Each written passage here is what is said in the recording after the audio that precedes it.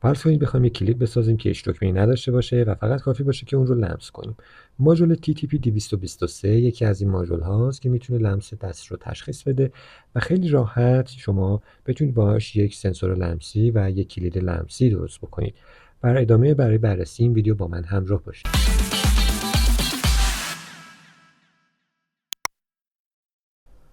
ماژول TTP 223 در واقع یکی از سنسورها یا همونطور که می‌خوایم عنوان کنیم ماژول‌های تاچ هستن که با لمس یا نزدیک شدن اثر انگشت در این قسمت که قرار داره فعال میشن و این ماژول میشه گفت که در واقع جریان مصرف خیلی پایینی داره و میتونه با ولتاژهای حدود 2 تا 5.5 ولت هم کار بکنه. به همین دلیل هستش که در پروژه‌های مختلف الکترونیکی و آردوینو و انواع ایمبدد بوردها کاربردهای خیلی زیادی داره. این ماژول ابعاد خیلی کوچیکی داره که توی تصویر هم مشاهده می‌کنید. من ابعاد فیزیکیش رو میگم خدمتتون. عرض حدوداً 11 میلیمتر و طول تقریباً 14.5 میلیمتر رو داره و تقریباً میشه گفت ارتفاع خیلی خیلی کم 2 میلیمتری رو شما میتونید اینجا ببینید. قطعاتی که بر روی ماژول قرار دارن خیلی در واقع ساده هستن. یک آیسی خود TTP 223 رو اینجا داریم، نشانگرهای LED و مقاومت و خازنی که در این قسمت قرار داره که به صورت SMD بر روی خود ماژول لحیم شدن. و در پشت ماژول هم یک قسمت با عنوان تاچ داریم که در واقع اینجا اثر انگشت ما قرار میگیره و میتونیم باهاش در واقع خروجی و های و لو یا خاموش رو روشن بکنیم. این ماژول 3 پایه اصلی داره که VCC، I/O و GND هست. در واقع پایه VCC مون که برای تغذیه مدار هست و مثبت در واقع تغذیه‌مون وصل میشه، GND هم برای اتصال زمینی همون منفیمون هست و پایه آوتمون که اینجا به عنوان I/O نوشته شده خروجی دیجیتال ماژول هست و با لمس سطح سنسور در این قسمت وضعیت این پایه آوت تغییر میکنه و بر ما یک خروجی میتونه اعمال بکنه. خب در این قسمت من میخوام که یک کارکرد در واقع عملی هم از ماژول تاچمون داشته باشیم که در واقع نحوه کارکرد این ماژول رو هم اینجا مشاهده بکنیم. من از پراپایی که اینجا دارم استفاده میکنم و اتصالاتش رو برقرار میکنم. خب برای VCC که همونجور توی تصویر هم میبینید من اتصال VCC رو اینجا قرار میدم و برای GND هم از یک پراب مشی استفاده میکنم به این صورت و برای خود پراب آوت یا همون آیو یا خروجیم هم از یک پراب سبز رنگ استفاده میکنم که داخل تصویر هم مشخص هست. خب به این صورت من اتصالات رو برقرار کردم توسط این پراب های کوچیکمون که قرمزمون VCC، GNDمون مشکی و همچنین آوتمون به رنگ سبز هست و من میخوام یک مدار کوچیک رو بر روی خود بردبورد ایجاد بکنیم و ببینیم کارکرد این ماژول به چه صورت خواهد بود. خب تا اینجای کار من اتصالات رو برقرار کردم و منبع تغذیه‌ام رو قرار دادم بر روی 3.3 ولت، چون این ماژول میتونه از 2 تا 5.5 ولت در واقع کار بکنه و یک محدوده ولتاژ خیلی مناسبی برای انواع پروژه ها برای ما ایجاد بکنه. خب من خود مثبت و منفی تغذیه‌ام رو متصل میکنم به خود ماژول که اینجا قرار داره. منفی رو متصل میکنم به سیم مشکیمون که از ماژول بود و مثبت رو هم متصل میکنم به خود در واقع سیم مثبت. خب میبینید که من با هر بار لمس کردن این در واقع ماژول، حالا من یک مقدار زوم بکنم داخل تصویر، خب بسیار هم عالی. خب میبینید که من با هر بار تاچ کردن این ماژول این قسمت LED نشانگری که بر این قسمت قرار داره خودش خاموش و روشن میشه که نشون میده که خود آوت ما های و لو یعنی خاموش و روشن میشه که با هر بار تاچ کردن این مقادیر عوض میشه.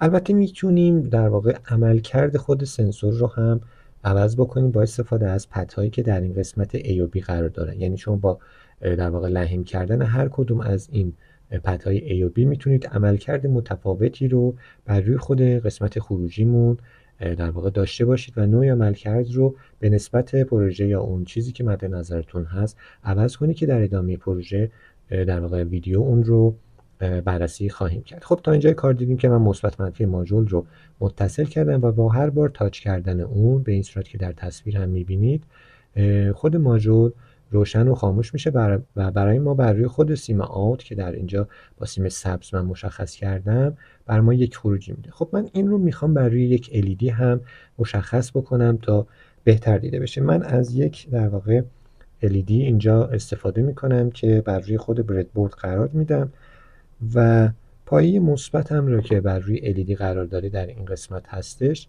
خود سیم سبز که از خود ماژول اومده بیرون رو متصل میکنم به همین قسمت و منفی خود LED مون رو هم میدم به در واقع منفی این قسمت از خود منبع تغذیه‌ام که من هر دو تا سیم منفی ماژول و منفی LED رو مشترک کردم. خب من در صفحه زوم میکنم که بهتر دیده بشه. خب ببینید که من با هر بار تاچ کردن این قسمت از صفحه تاچ ماژولمون که در این پشت قرار داره، LED مون هم روشن و خاموش میشه که نحوه‌های مختلفی از کارکرد این ماژول هست که خیلی ساده و ما میتونیم انواع پروژه ها رو براش اجرا بکنیم. این ماژول واقعا حساسیت بالایی به تاچ داره، یعنی به صورتی که من حتی انگشتم رو نزدیک در واقع ماژول بکنم در حد 5 میلیمتر یا کمتر یا بیشتر، این در واقع ماژول حساسیتش فعال میشه. این در چه مواقعی به کارمون میاد؟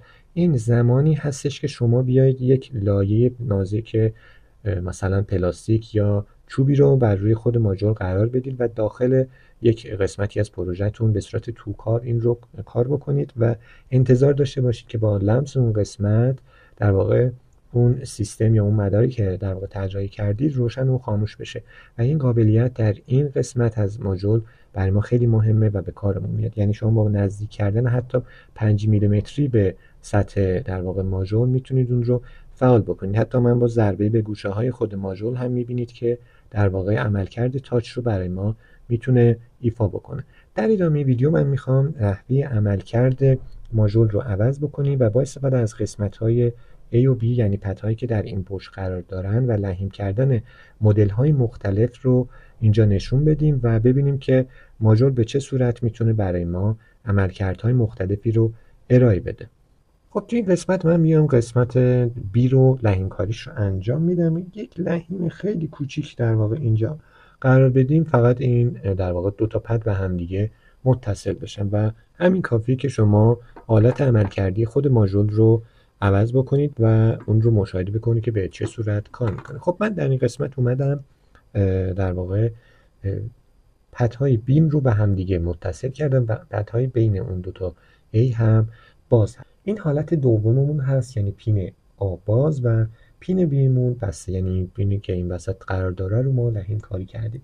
در این حالت خروجی در حالت عادی لو هست، یعنی خاموشه و من هر بار که لمس بکنم در واقع ببینید من الان لمس کردم ماژول روشن شد و دوباره اگه بیام این رو لمس کنم خاموش میشه و این حالت دوم هستش که با لمس بعدی دوباره تغییر وضعیت برای ماژول انجام میشه. دوباره من اجرا میکنم که شما راحت تر این رو درک بکنید. یعنی من یک بار لمس رو انجام میدم، ماژول الان کاملا روشن هست و تا لمس بعدی منتظر میمونه که من لمس بعدی رو در واقع انجام بدم و خاموش بشه. این شد حالت دوممون، پین آ باز و پین بی بسته. خب در حالت بعدی من میخوام پین A رو به هم دیگه متصل بکنم و پین B رو از هم دیگه باز بکنم. خب من یک لحیم رش رو که اینجا زده بودم برمیدارم و دوباره قرار میدم روی حالت A که اینجا قرار داره که خیلی راحت خواهد. خب میبینید که من همین که ما قسمت پدهای A رو لحیم کاری کردم و پدهای بیم رو لحیمش رو برداشتم، ماژول به صورت حالت روشن باقی موند. یعنی یکی از حالتهای خود ماژول هستش که در واقع حالت سوم هست و منتظر میمونه که لمس انجام بشه. میبینید که داخل تصویر من لمسش رو انجام دادم و ماژول خاموش موند و زمانی که من لمس رو بردارم دوباره روشن میمونه. یعنی در این حالت خروجیمون همیشه روشن و یا های هستش و منتظر زمانی میمونه که لمس انجام بشه تا خاموش بشه که عملکردها و در واقع کاربردهای خاص خودش رو در هر پروژه‌ای میتونه ایفا بکنه که میبینید که به صورت کامل روشن هست و من با لمس و نگه داشتن خاموش میشه و اگه دوباره بردارم ادامه روشن موندن ماژول دوباره عملکردش فعال میشه و اجرا میشه.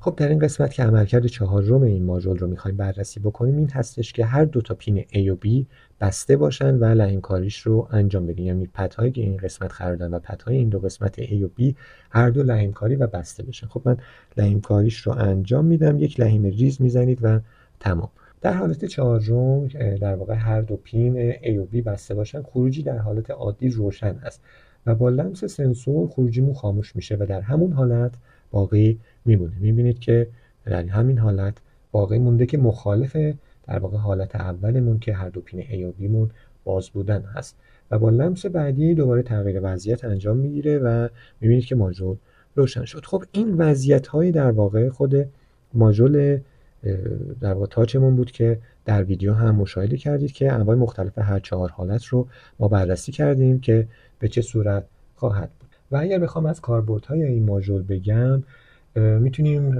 از این ماژول در پروژه‌های مختلفی استفاده کنیم مثل کلیدهای لمسی، پنل‌های کنترلی، لامپ‌های تاچ، همچنین پروژه‌های مبتنی بر آردوینو، ESP، انواع امبدد بوردها از این ماژول استفاده بکنیم و کافی یک لمسی رو قرار انجام بدیم و در واقع اون قسمتی هست که مد نظرمون هست خاموش و روشن بشه. خیلی ماژول جالب و کار راه اندازی که میتونید در پروژه‌های مختلفتون استفاده کنید. برای جمع‌بندی هم میتونیم بگیم که خود سنسور TTP223 یه ماژول ساده است، کم هزینه است، کاربردیه، میتونه برای تشخیص لمس استفاده بشه و به راحتی میتونید توی پروژه‌های مختلف الکتریکیتون در واقع ازش استفاده کنید. ممنونم که همراه من بودید.